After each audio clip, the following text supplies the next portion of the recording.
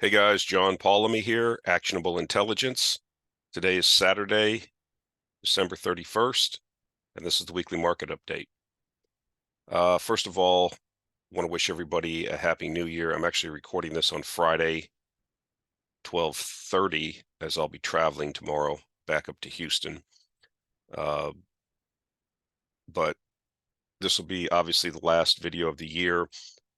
And I was thinking about doing like a yearly review, but what I'll probably do is just like the first couple of videos of next year, I'll probably do a little bit of a review, and then also, start getting into more of my developing thesis around this multipolar world, because we're seeing a lot of things happen.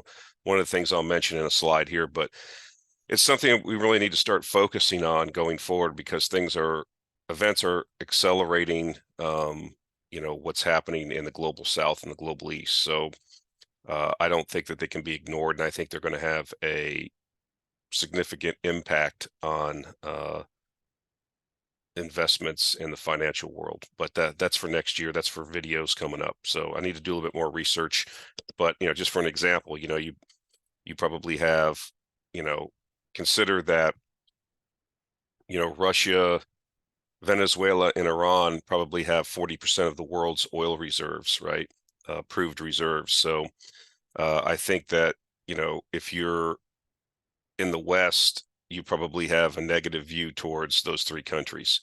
But considering the fact that they have 40% of the world's oil reserves, and if they are going to become BRIC members or members of the SCO or drift towards, out of the unipolar U.S. hegemon towards, looking to join the global South and East, that's something that needs to be discussed, tracked, and understood as to how it's going to, affect global markets, finances, politics, all these things. So that's beyond the scope of this one video. Like I said, that's a developing story that we really need to follow. I think it's even more important than, what central banks do. So anyways, we'll get into that next year.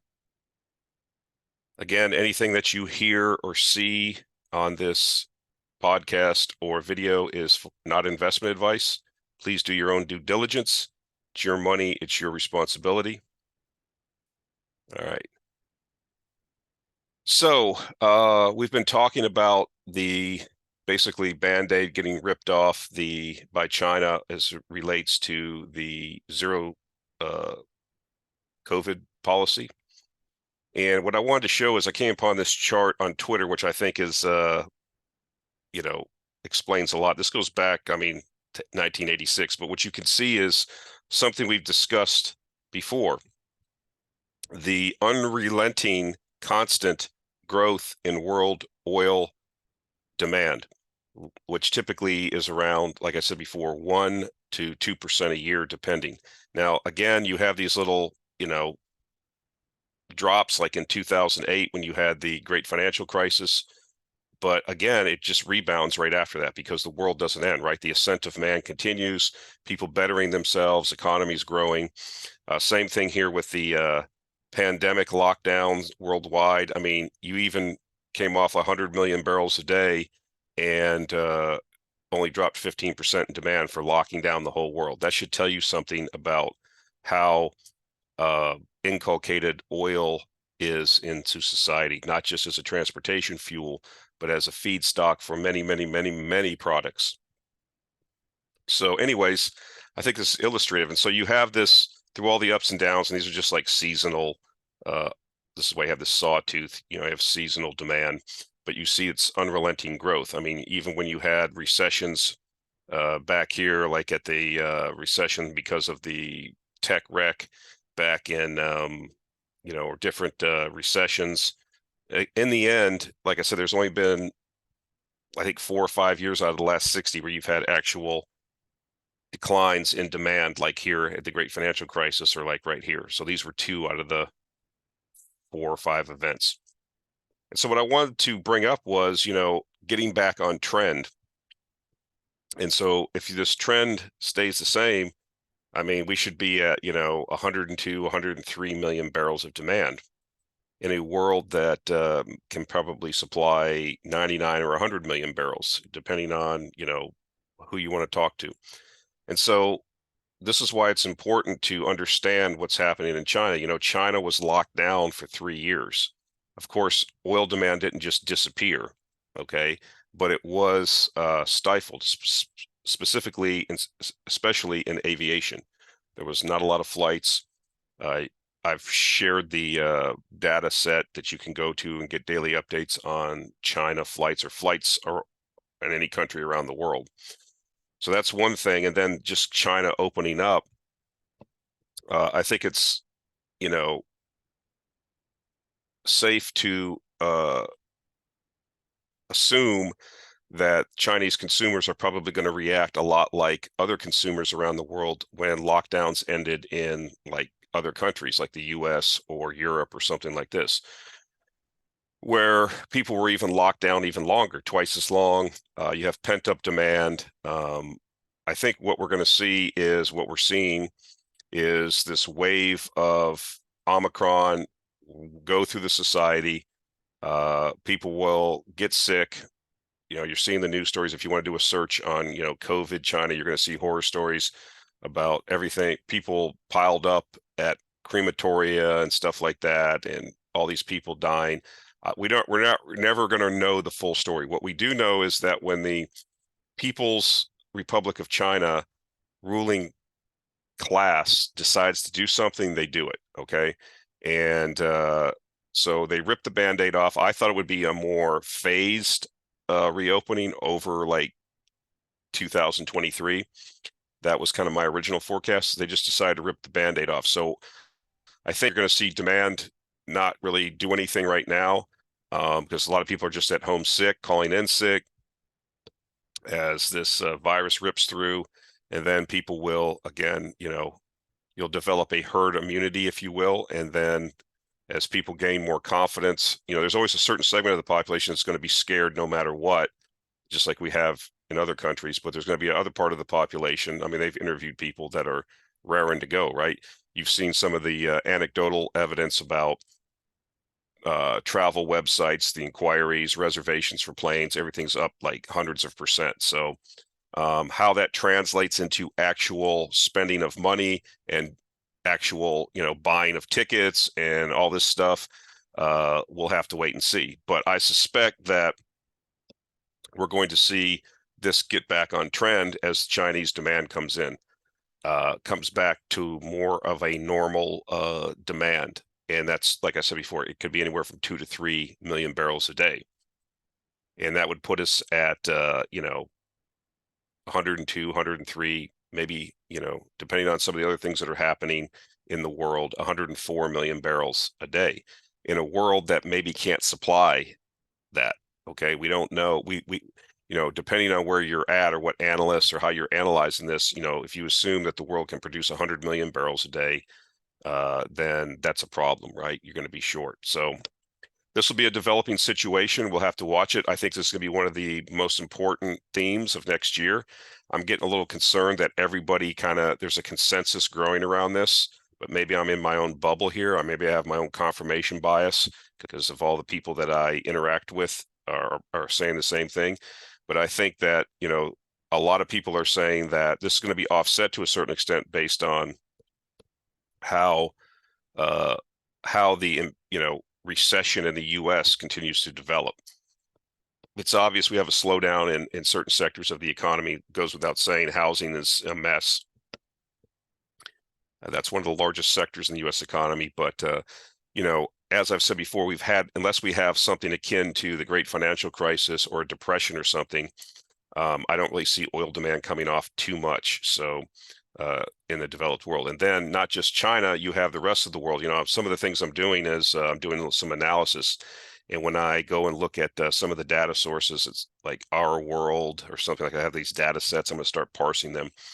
But just per capita energy demand in places, even in China, which isn't even fully developed yet, it's still, substantially less than the average in the US or in Japan or South Korea. And you talk about India or some of these other countries, it's even, way lower than China. So this, I think, trend will be relentless for some period of time.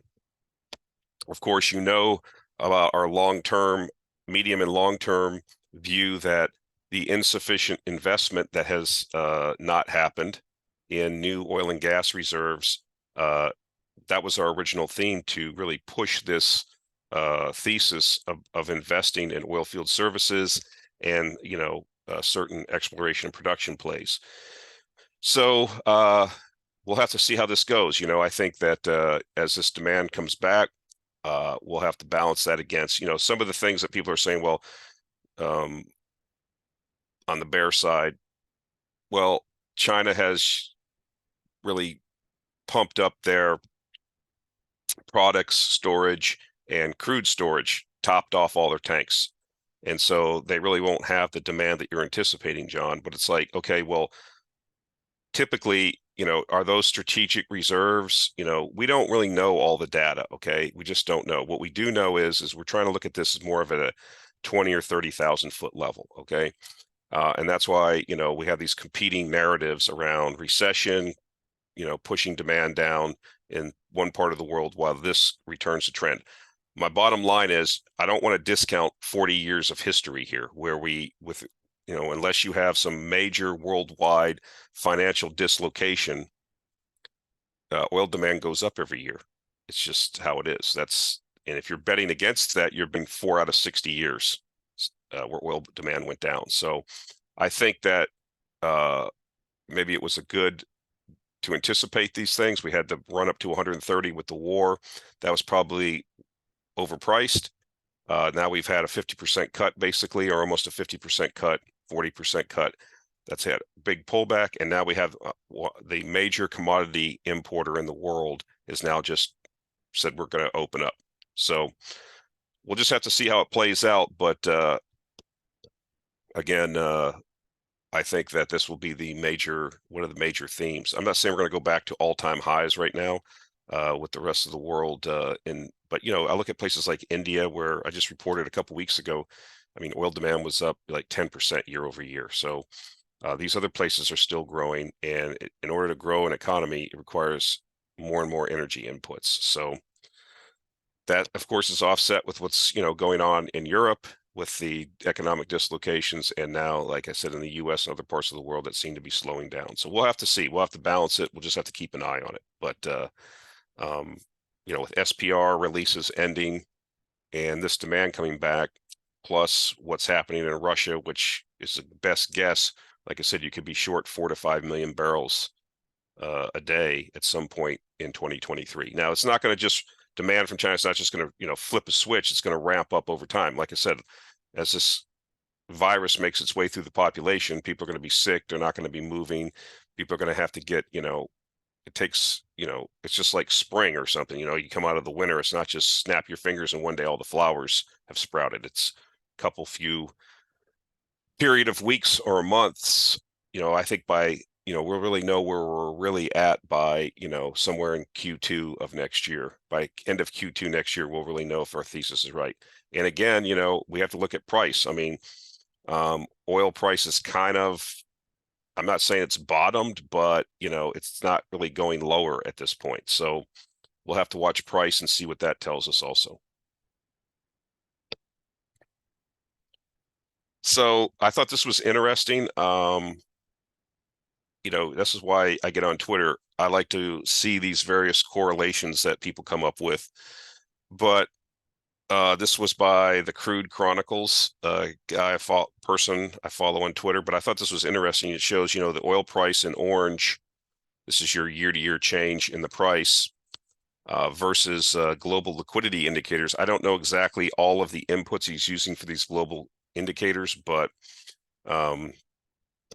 would be interesting to know. But this is why you can't put 100% stock in one chart that you see. But I find it interesting, as I've said before, this kind of relates to the argument I've made about that, how markets, and especially like a commodity market, a lot of this is going to be liquidity driven, right? So as I've said about stock market or a lot of these risk markets, in the short and medium term, they're driven by sentiment and liquidity. And so what you see here is these liquidity indicators where you have, liquidity increasing by, this is percentage rise year over year.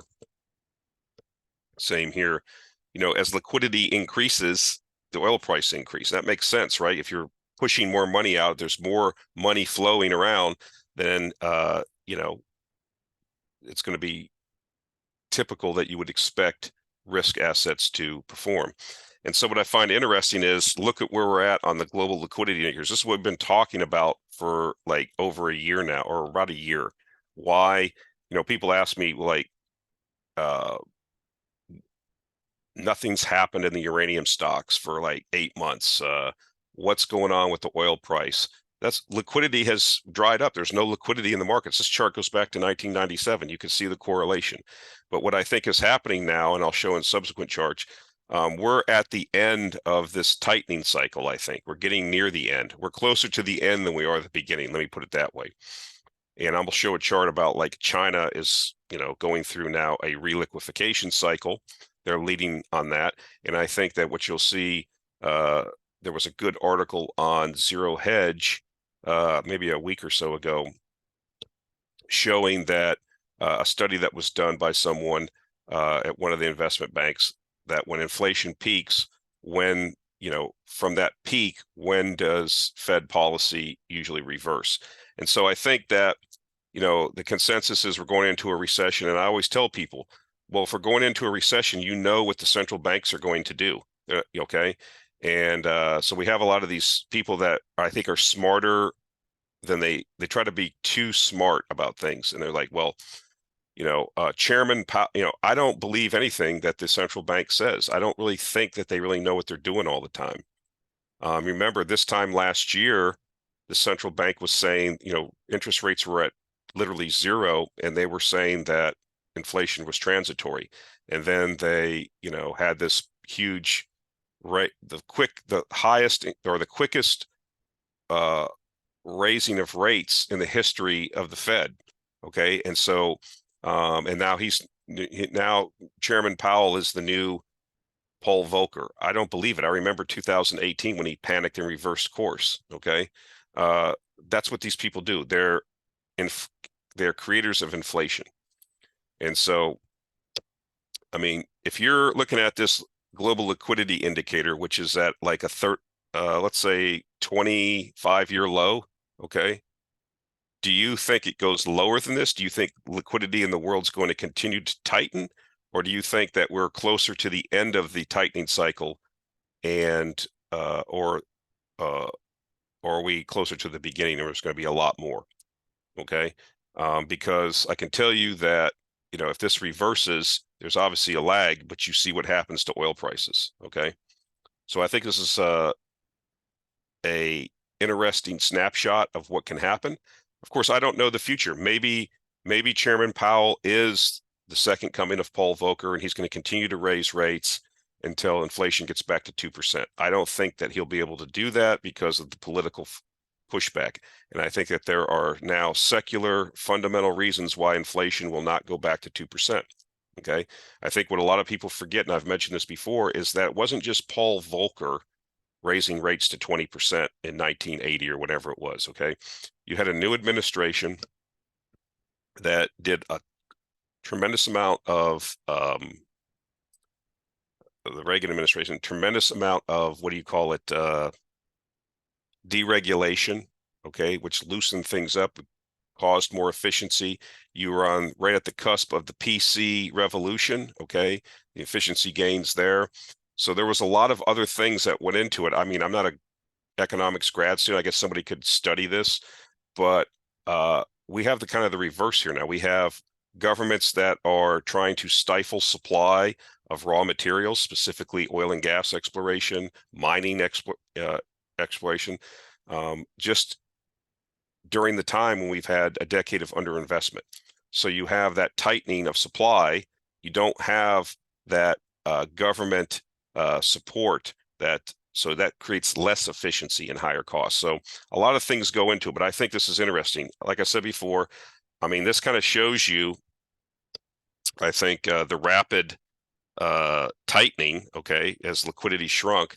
But I think that, what do you anticipate over the next year or 18 months or 2 years? Further drops or an increase? What they typically do is, when they get down here, I mean, you look at, you saw what happened during the COVID lockdowns. You saw the global liquidity, it's not all-time high. This is the great financial crisis of 2008. So they raised liquidity. You see how the oil prices track. Okay. So I think it's interesting. I'm not saying you just rely on this and base it on this, but I think this is an interesting, but again, I'd like to know more about what indicators they're using to get this global liquidity indicator. But I think intuitively it should make sense to you. And you have to ask yourself the question, is the world's central banks going to continue tightening, or are we closer to the end and then we're going to have a reliquification cycle? As I said before, China, People's Bank of China, Go Brrrr, printing presses are cranked up. Here's the 3-month annual growth of their liquidity operations. You see that coinciding with the ripping off of the Band-Aid, they've been raising, they're raising their interventions into the economy to create more liquidity. And China is doing that, coinciding with just like I said, just slip the switch reopening. So we'll have to see where that takes us. I think this is the beginning salvo of central banks. I think that you will see, based on that Zero Hedge article I saw and the research, typically it's 22 weeks after the peak in inflation when you get the last interest rate increase, and that would put us at the last rate raising. This is an average now.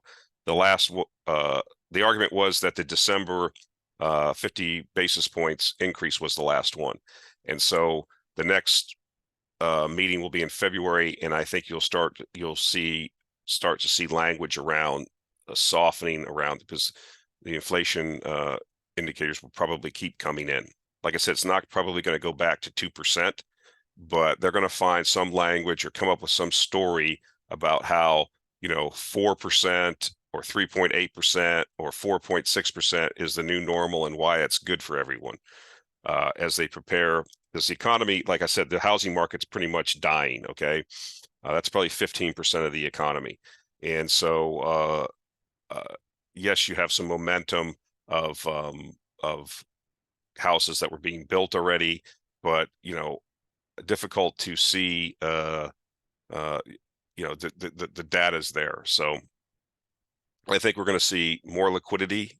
We're going to see the reversal of the tight money into easy money throughout the year around the world. And I think that will be positive for risk assets. And I think that that's non-consensus right now, but we'll see.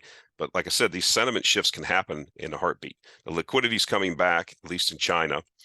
I think a good speculation is even get long Chinese stocks. I mean, if you're inclined, I'm not doing that personally. I'll just play it through the oil price. I think that that's enough risk for me. But I know a lot of people have been buying Chinese stocks in anticipation. So, but this is what we like to see. If that should be positive for our thesis. And so I thought this was interesting.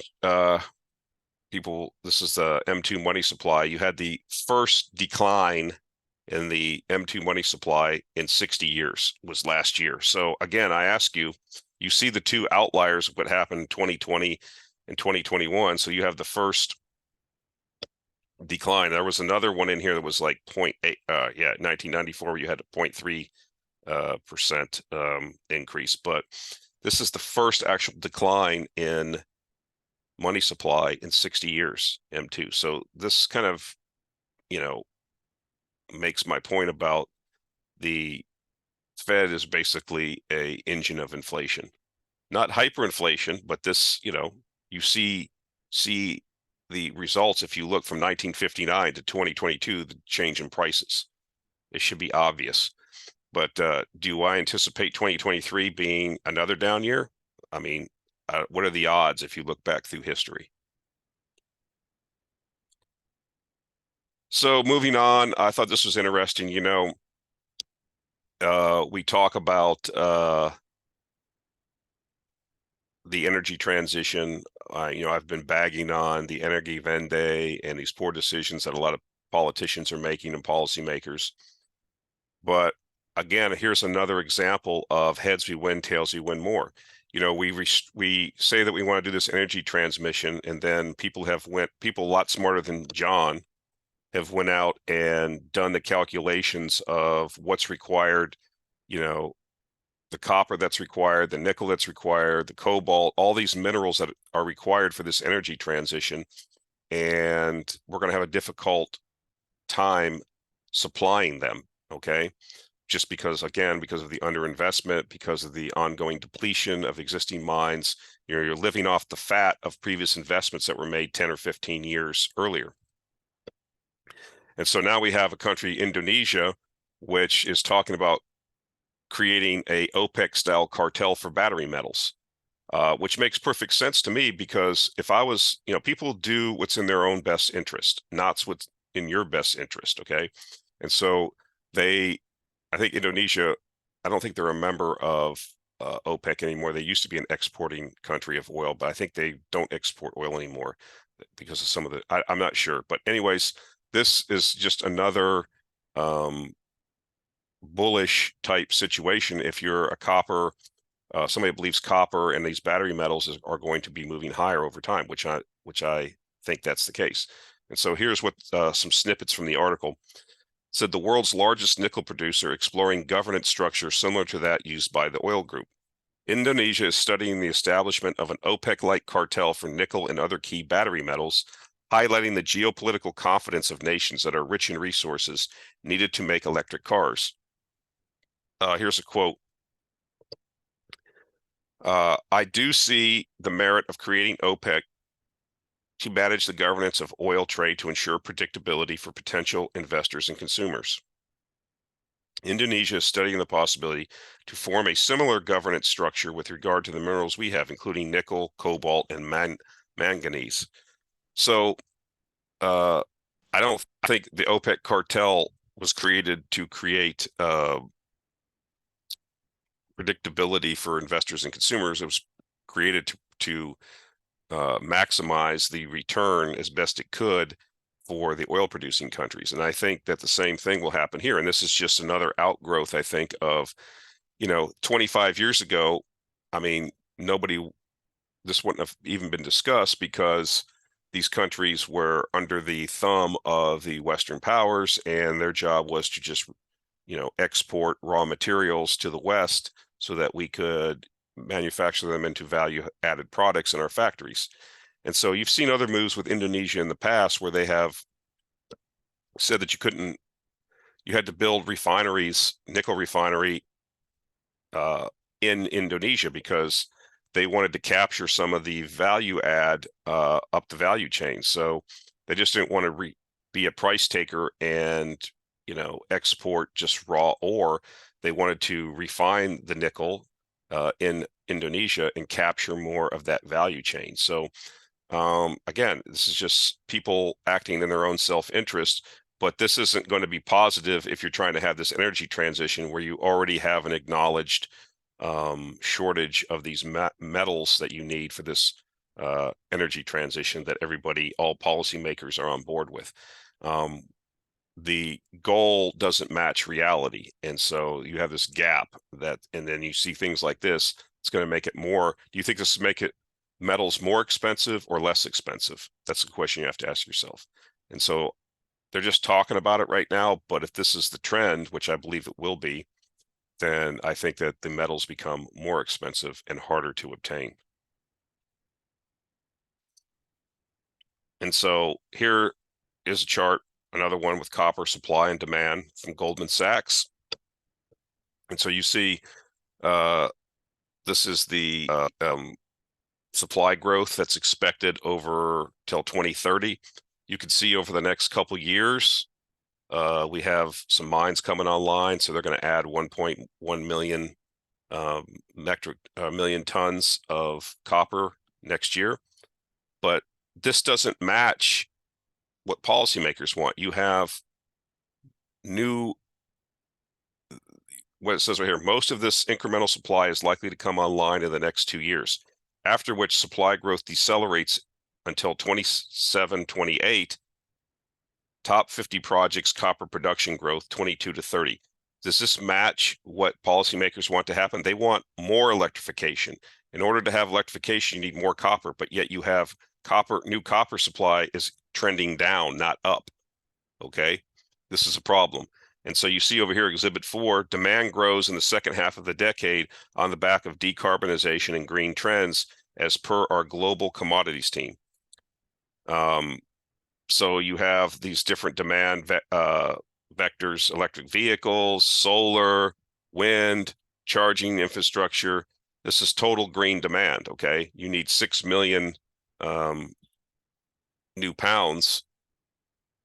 I mean, well, I don't show the cumulative. The demand side, the supply side doesn't match the demand side. That's the argument we've been making. So you have demand going up, supply going down.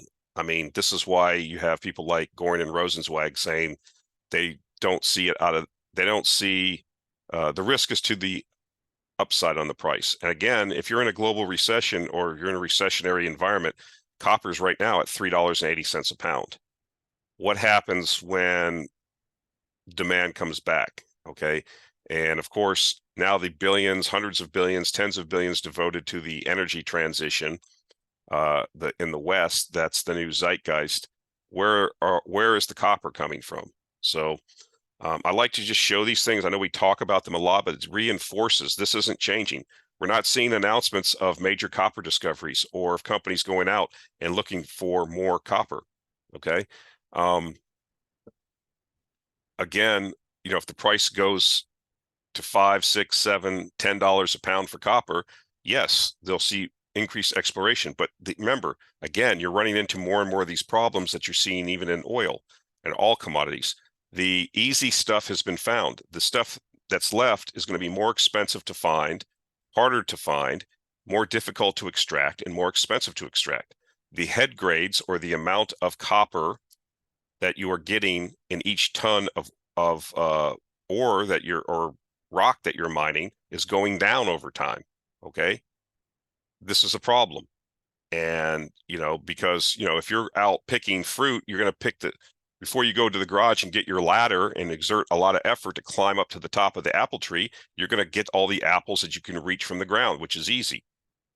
I mean, this is not hard to understand. And if so, you're going to put all this extra demand and transition away from fossil fuels into electrification of everything.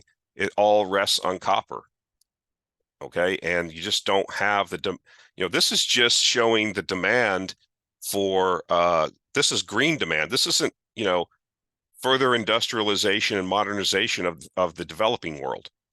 As India, people buy more air conditioners, simple things like that. As Africa electrifies for the first time in many places where people, there's couple billion people haven't even flipped a light switch yet. So getting that infrastructure built out, all those transformers, all of that switching stations, that all requires, new power plants. Okay. As you get more industry, all those electric motors all have copper windings. So not just the green demand putting strain on the supply, but just normal economic growth that's going to happen, or industrialization and urbanization of a lot of developing countries. Simply just, as Robert Friedland said, you're going to have to mine enough copper in the next 10 years. The amount of copper you mine in the next 10 or so years is going to be equal to what was mined up until this point in history. That doesn't exist. And so that's the opportunity, right? So this is why we bring these types of charts to your attention. Does that mean that the price starts going up tomorrow? No, I don't know. But I think over time, are you going to, if you buy when these things are out of favor, I think that when the up cycles come, they're going to be more pronounced to the upside and last longer. That's my view. So this was from, this kind of reinforces what I showed last week when I showed the chart of the Sprott uranium mining ETF. This is Uranium Insider, Justin Hune. This is a tweet. he just listed these 12-month price changes for conversion, UF6, spots, SWU, term SWU. I mean, and then he showed the long-term 308 price and the spot price.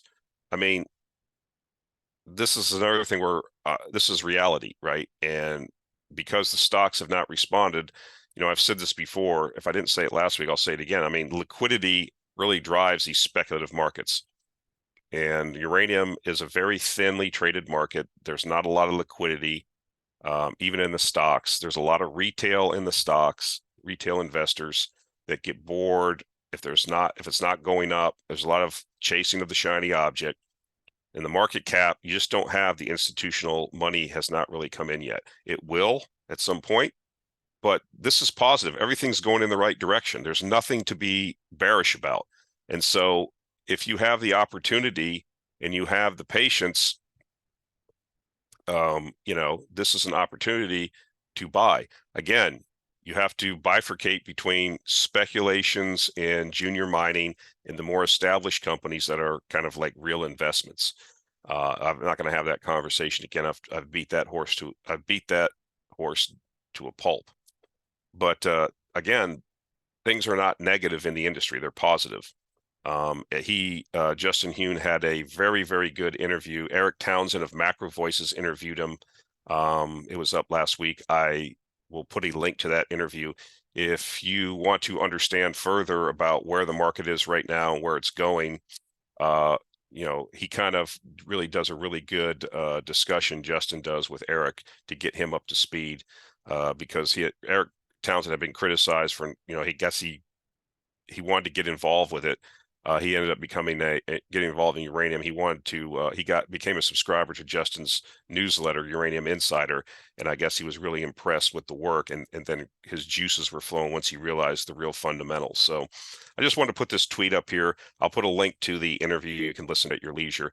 If you don't know anything about uranium, or if you want to learn more about, deep dive into the sector and the, opportunities, I think it's a good primer. It will get you up to speed. And if you are a long-term uranium bull like I am, I listen to it on my walk, and pretty much knew everything that he was saying.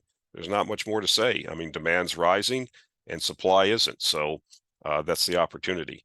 Again, there's plenty of uranium in the ground. It's just you can't snap your fingers and get it out. And so I think the main thing to understand that I took away from the interview, I knew all along, is the utilities are now going to be entering a multi-year contracting cycle for uranium, which they haven't had to do in the last 10 or since Fukushima, because there was an oversupply of uranium on the spot market and they were living off that.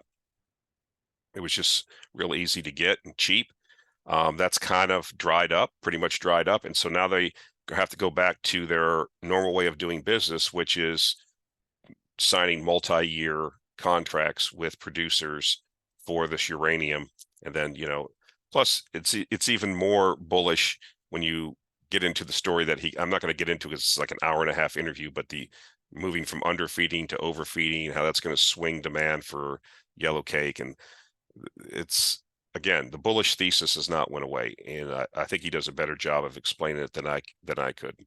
I'm more of a generalist, but I'll put a link to the interview in the show notes. This is an article on Real Clear Energy, 2022, the year ESG fell to earth.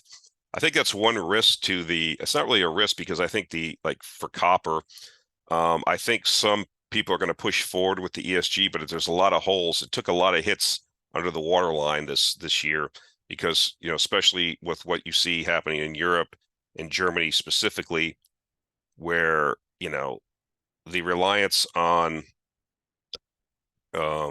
Russian natural gas became exposed when it got cut off. And the fact that when that got cut off, and it really exposed the inadequacies of the Energiewende and the reliance on renewables in Germany. They just are not performing. And so that's why you're seeing coal come back. You saw the extension of the 3 remaining reactors. It's really a mess. And I think that's one reason. Another reason is that, we're in an overall energy crisis, and it's just not making sense. So you're seeing the fact that these financiers, the masters of the universe, can't make any money doing it. So they're profiting away. They don't care about the environment. They're not trying to destroy the environment. All they care about is money and making profits. Okay. And so you can't, it's difficult to make money with renewables. I'm not going to get into why, but it is. And they're not making the return. So now they're starting to crawfish away from it. And that's what they do. They follow the trends. And they can't make money, then they're just going to get out of it.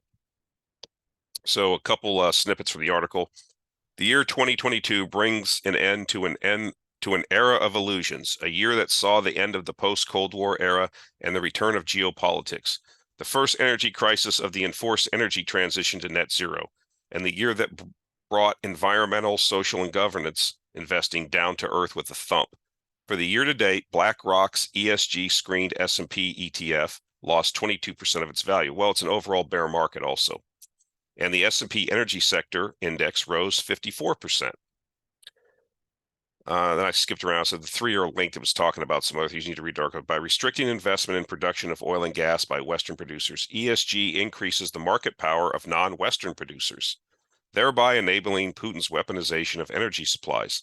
Net zero, the holy grail of ESG, has turned out to be Russia's most potent ally. I don't know why people are so surprised about, this caricature that like Putin is pushing all the buttons and moving the levers. He wrote his master thesis on using Russia's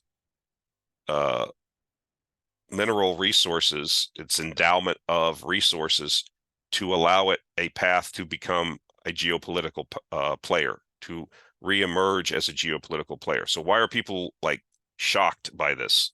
Okay. And the fact that like there's no other Russian government or bureaucracy or interest except for Mr. Putin. It makes it too simplistic, which I don't like. You can't just say Mr. Biden or Trump or Mr. Putin, like they are pushing all the buttons and moving all the levers, and they're the only ones. They're sitting there such brainiacs that they come up with all these. They know what they're doing, everything. There's all kinds of interests involved in every country that are competing, okay, in different factions. So anyways, that's one little aggravation. But anyways, what I'm getting at is the holes have now appeared because, again, people don't want to be made poor for energy, okay? And not when they think or know that there are cheaper energy sources and they're being forced into more expensive sources. This is a problem. And so I think that is, now becoming more and more realized. And when you see the like Vanguard and some of these other people backing away, this should be giving you an indication. I'm not ready to drive a stake through ESG. There's a lot of government momentum in the West. Policymakers are intent on doing this. I think this was a good statement up here in the first blurb. Enforced energy transition and net zero. That's exactly right. These governments do have the ability, they have the initiative, and they have the means at this point, at least for now, to enforce the energy transition. So it's not going to lose full momentum until these people are thrown out of office. And I don't know when that's going to happen. It's beyond my ability to predict. But if these failures continue and high prices continue and people's standard of living continues to go down, I think what's going to happen. There's going to be a reaction to these policies, and it's not going to be positive and supportive of them. So we'll have to see. Again, this kind of plays into heads you win, tails you win more. And so, but I thought this was an interesting article, and I'll put a link to it in the show notes. So I thought this is the last slide for this week. Says Egypt has ratified its participation in the BRICS New Development Bank. So, if you read I forget the name of the book, Admissions of an Economic Hitman or something like that. It kind of tells the story of this guy that went around and how basically, I'm just giving you a quick synopsis. The guy was like a toady for the World Bank and IMF and all these people, and kind of in the banking interests in the West, and how they go around and exploit developing and emerging markets by getting them to take on all this debt. And then they, when they can't pay, then they come in like the IMF and they start doing this asset stripping or privatizations of state-owned industries, which are normally bought by, Western interests. so this is part of what the global South and global East and this multipolar world wants to get away from. Doesn't want to be under the thumb of these Western institutions, i.e. the IMF, i.e. the World Bank. And so the global East and South is creating its own development bank. Now, I'm not saying it's not going to be as exploitive. It very well could be. I'm not going to say it's going to be better for these countries.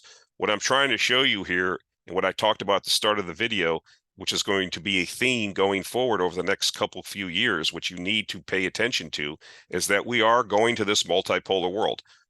Again, not saying that it's going to be better. I'm not endorsing it. I'm not saying any of that. What I'm saying is it's going to happen. Okay. And you can't ignore that it's going to happen. Okay. If you do that, then you do that to your own detriment. Okay. There's going to be ramifications of this. There's going to be investment opportunities and things that are going to be negative for investments. And we're going to see what exactly happens going forward. We're going to see, like Saudi Arabia, I've talked about this before, moving to trade this big deal with China, and they will trade making basically this petro yuan, okay, where you see Russia and India doing oil trades and accepting the Indian currency. So they're moving away from the dollar. This is a slow transition away from the dollar and away from the global hegemon, which is the Atlantic-based powers, Europe and the United States, which have dominated. You have to watch that for a little example of how that works. Watch the Giorgia Meloni, the PM of Italy, when she talks about the how France exploits its former colonies in Africa by issuing a certain currency, and how that's exploitation goes on. It's like a 2-minute video. It went viral like a couple months ago, but that gives you an example of what goes on.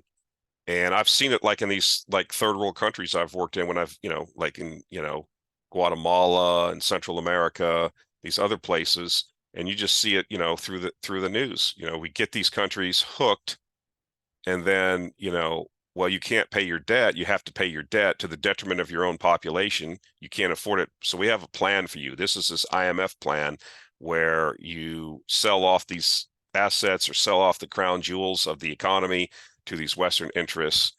And that's basically how it works. So I'm not saying this is going to be better, but what I'm saying is this is another thing to pay attention to as the world, moves into this multipolar situation. So anyway, that's it for this week. Happy